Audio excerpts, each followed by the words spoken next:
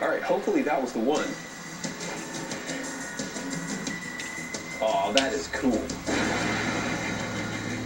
That looks a lot like a supernova. I mean, it actually looks better than a supernova in a lot of ways. In a supernova, we can see this distant point of light, and we can't really resolve all the details. But here, we can see all these fast-moving bits that are just flying away. That's just like in a real supernova. We often get little blobs of calcium racing out 1/10 the speed of light.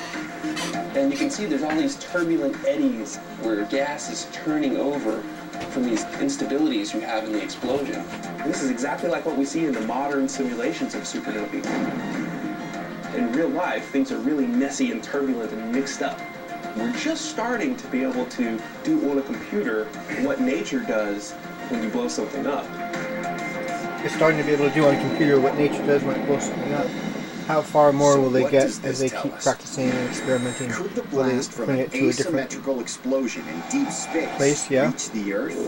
It's nice to admire them from afar, but if you got it really close, these are big, giant explosions that are taking place out there in space, and you wouldn't want to get too close.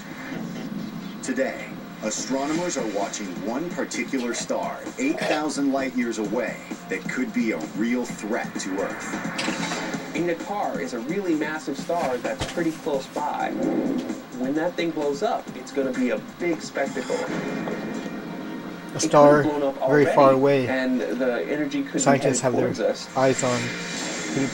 We have it on Earth if it ever goes undone. It takes 8,000 years to reach Earth.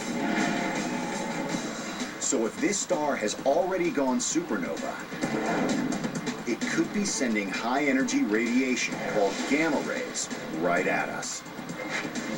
If this burst hits Earth, it could wipe out up to half of the ozone layer. Hits Earth, it could wipe out the ozone layer. Almost all living things would die within hours. Living things would die within hours. The planet could cool so rapidly it would trigger a new ice age. A new ice age would Eta develop. Carinae's line of sight is tilted about 45 degrees off the path of Earth. Luckily, the path is a little off. Gamma ray burst would be a near miss. So its gamma ray burst would be a near miss. That's the twist.